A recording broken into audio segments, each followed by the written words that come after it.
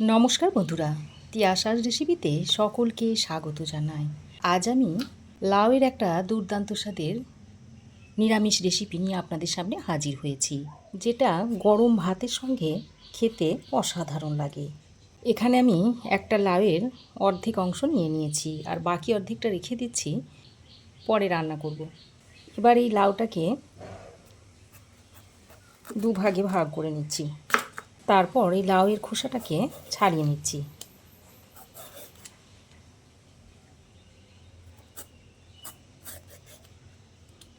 তো লাউয়ের খোসা আমি ছাড়িয়ে নিয়েছি।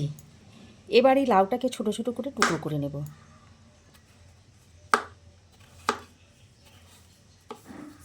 এইভাবে ছোট ছোট টুকরো করে নিলে লাউটা তাড়াতাড়ি সেদ্ধ হয়ে যাবে, রান্নাটাও তাড়াতাড়ি হয়ে যাবে।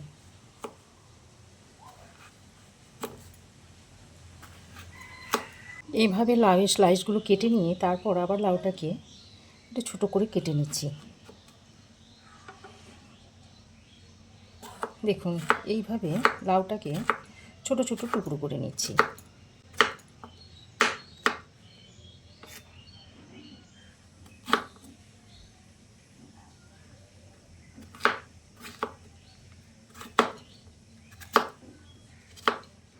তো দেখুন, লাউগুলোকে এরকম ছোট ছোট করে টুকরো করে নিয়েছি। এবার আমি এই লাউগুলোকে একটা প্লেটে তুলে নিচ্ছি। এখানে আমি 1 চামচ মতো তিল নিয়েছি, আর ওর সঙ্গে দিয়ে দিচ্ছি 1 চামচ চারু মগজ। এবার আমি এটাকে একসঙ্গে করে জল দিয়ে বেটে নেব। তিল আর চারু মগজটাকে আমি এইরকম মিহি করে শিলে বেটে নিয়েছি। এবার আমি এটাকে এক সাইডে রেখে দিচ্ছি। অন্য একটা বাটির মধ্যে নিয়ে নিচ্ছি ছোট চামচের 1 চামচ পরিমাণ গোটা জিরে, গোটা গোলমরিচ নিয়ে নিচ্ছি 8-10টা। এবার একটা কড়াই গরম করে এই গোটা গোলমরিচ আর জিরেটা দিয়ে দিচ্ছি। তারপর এটাকে নেড়ে চেড়ে একটু ড্রাই রোস্ট করে নিচ্ছি। তো দেখুন, ভালো করে নেড়ে চেড়ে মিশিয়ে এটা একটু হালকা করে ভেজে নিয়েছি। এবার এটাকে নামিয়ে একটা বাটির মধ্যে ঢেলে নিচ্ছি। এবার এটাকে হালকা একটু ঠান্ডা করে একটা হামানদিস্তার মধ্যে ভরে এটাকে একটু আধ ভাঙা করে নেব। এই রকম একটু আধ ভাঙা করে গুঁড়ো করে নিয়েছি। এবার আমি কড়াই গরম করে দিয়ে দিচ্ছি সর্ষের তেল। গরম তেলে দিয়ে দিচ্ছি কয়েকটা শুকনো লঙ্কা, একটা তেজপাতাকে ছিঁড়ে দিয়ে দিচ্ছি। দিয়ে দিচ্ছি 1 চামচ 5 ফোড়ন, আর হাফ চামচ মতো রাঁধুনি দিয়ে দিচ্ছি। এবার এই ফোড়নটাকে ভেজে নিচ্ছি। ফোড়নটাকে কিছুক্ষণ ভেজে নিয়ে এবার এই ফোড়নের অর্ধেকটা তুলে নিচ্ছি একটা বাটির মধ্যে, আর অল্প একটু তেলও তুলে রাখছি এর সঙ্গে। তারপর এই তেলের মধ্যে অল্প যে একটু ফোড়ন রয়েছে, এই ফোড়নের মধ্যে আমি কয়েকটা ডালের বড়ি দিয়ে দিচ্ছি। আমি এখানে কলাই ডালের বড়িটা নিয়েছি। এবার এই বড়িটাকে ফোড়নের সঙ্গে লাল লাল করে একটু ভেজে নিচ্ছি। এমনভাবে ভাজতে হবে যেন ভিতর পর্যন্ত বড়িটা ভালোভাবে ভাজা হয়ে যায়। তো দেখুন, বড়ি আমি লাল লাল করে ভেজে নিয়েছি। এবার এই ভাজা বড়িগুলোকেও তুলে নিচ্ছি। দেখুন, বড়িগুলোকেও ভেজে তুলে নিয়েছি। এবার দেখুন, আরও কিছুটা ফোড়ন রয়ে গেছে। এবার ওই ফোড়নের মধ্যে কেটে রাখা লাউটাকে দিয়ে দিচ্ছি। লাউয়ের মধ্যে পরিমাণ মতো নুন আর সামান্য পরিমাণে একটু হলুদের গুঁড়ো দিয়ে দিচ্ছি। দিয়ে নুন আর হলুদের গুঁড়োটা ভালো করে লাউয়ের সঙ্গে মিশিয়ে নিয়ে লাউটাকে বেশ খানিকক্ষণ এইভাবে কষিয়ে নেব। করে মিশিয়ে নিয়ে এবার একটা ঢাকনা লাগিয়ে লাগিয়ে লাউটাকে ভালো করে কষিয়ে নেব। এর ফলে লাউটা ভালোভাবে সেদ্ধও হয়ে যাবে। মাঝে মাঝে ঢাকাটা খুলে এইভাবে লাউটাকে মিশিয়ে দিতে হবে। আর দেখুন, ঢাকা দিয়ে রান্না করার ফলে দেখুন লাউ থেকে বেশ খানিকটা জল ছেড়ে দিয়েছে। আর লাউয়ের মধ্যে যেহেতু নুন দেওয়া আছে তাই অনেকটাই জল ছেড়েছে। তো এইভাবে নেড়েচেড়ে মিশিয়ে আবারও ঢাকা দিয়ে দিয়ে এইভাবে লাউটাকে কষিয়ে যাব। এর ফলে লাউটা ভালোভাবে সেদ্ধ হয়ে যাবে।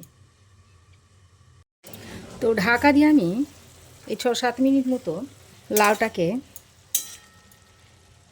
লো ফ্লেমে এইভাবে কষিয়ে নিয়েছি। আর দেখুন লাউ থেকে যে জলটা ছেড়েছে সেই জলেই কিন্তু লাউটা ভালোভাবে সেদ্ধ হয়ে গেছে। এবার আমি এখানে 1/2 কাপ মতো দুধ নিয়েছি। এবার এই দুধের মধ্যে 1 চামচ পরিমাণ ময়দা গুলে নিচ্ছি।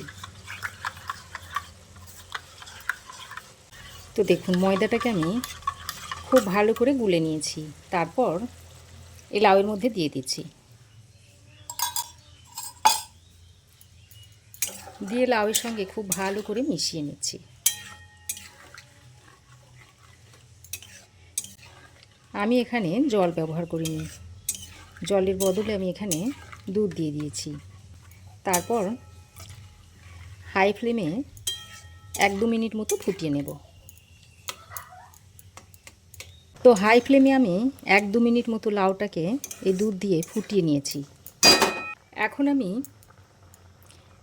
এই যে সাদা তিল আর চারু মগজটা বেটে নিয়েছিলাম সেটা এর মধ্যে দিয়ে দিচ্ছি।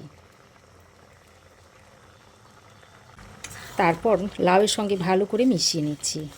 আর এই সময় গ্যাসের ফ্লেমটাকে মিডিয়ামে রেখে দিয়েছি, তা না হলে নিচে লেগে যেতে পারে।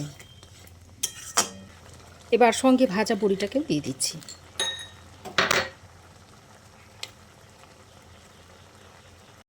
এবার এই ভাজা বড়িটা দিয়ে আবারও ভালো করে মিশিয়ে নিচ্ছি। এই পর্যায়ে আপনারা নুনটা একটু চেক করে নেবেন। তারপর ঢাকা দিয়ে আরও 2 মিনিট রান্না করে নিচ্ছি। ঢাকা দিয়ে আরও 2 মিনিট রান্না করে নিয়েছি। এবার আমি ঢাকাটা খুলে ওই যে ফোড়নটা ভেজে তুলে রেখেছিলাম সেইটা এর মধ্যে দিয়ে দিচ্ছি।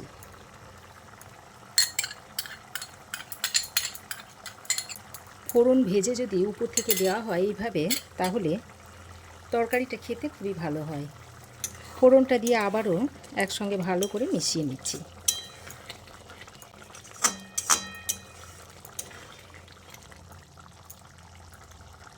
এবার আমি এর মধ্যে স্বাদ মতো চিনি দিয়ে দিচ্ছি। যেহেতু নিরামিষ তরকারি একটু মিষ্টি মিষ্টি খেতে ভালো লাগে, তাই আমি 1 চামচ পরিমাণ চিনি দিয়ে দিলাম। সঙ্গে 2টো চেরা কাঁচা লঙ্কা দিয়ে দিচ্ছি। এতে ঝাল হবে না, কিন্তু কাঁচা লঙ্কার ফ্লেভারটা তরকারির সঙ্গে মিশে খেতে খুবই সুস্বাদু লাগবে। তো ভালো করে নেড়ে চেড়ে মিশিয়ে নিয়েছি। তারপর সবশেষে ওই যে ভাজা মশলাটাকে গুঁড়ো করে রেখে দিয়েছিলাম সেটা এর মধ্যে দিয়ে দিচ্ছি। আর সবশেষে 1 চামচ পরিমাণ ঘি দিয়ে দিচ্ছি। আর ঘিটা অবশ্যই করে দেবেন। শেষের দিকে যদি এইভাবে ঘি দেওয়া হয় তাহলে তরকারির স্বাদটা আরও বেড়ে যায়। তো এবার সব কিছুকে একসঙ্গে ভালো করে আরও একবার মিশিয়ে নিচ্ছি। তারপর মিশিয়ে নিয়ে আরও 1-2 মিনিট মতো ফুটিয়ে নিলেই তরকারিটা সার্ভ করার জন্য রেডি হয়ে যাবে। তো ভালো করে নেড়েচেড়ে মিশিয়ে নিয়ে এবার আমি গ্যাসের ফ্লেম বন্ধ করে আরও কিছুক্ষণ ঢাকা দিয়ে স্ট্যান্ডিং টাইমে রেখে দিচ্ছি। এবার এই দুর্দান্ত স্বাদের লাউয়ের রেসিপিটা সার্ভ করে দিচ্ছি একটা বাটির মধ্যে। গরম ভাতের সাথে খেতে অসাধারণ লাগে। আপনারাও একবার এইভাবে তৈরি করে খেয়ে কেমন হয়েছে অবশ্যই কমেন্ট করে জানাবেন। আমার এই আজকে দুর্দান্ত স্বাদের লাউয়ের রেসিপি আপনাদের কেমন লাগলো অবশ্যই একটা কমেন্ট করে জানাবেন। ভালো লাগলে একটা লাইক ও শেয়ার করবেন। পাশে থাকা বেল আইকনটা অবশ্যই প্রেস করে দেবেন। আর আমার চ্যানেলে যদি নতুন হয়ে থাকেন তো প্লিজ চ্যানেলটাকে সাবস্ক্রাইব করার অনুরোধ রইল। আজ এ পর্যন্তই। আবার দেখা হবে নতুন কোনো রেসিপি নিয়ে নেক্সট এপিসোডে। সে পর্যন্ত ভালো থাকবেন, সুস্থ থাকবেন। ধন্যবাদ।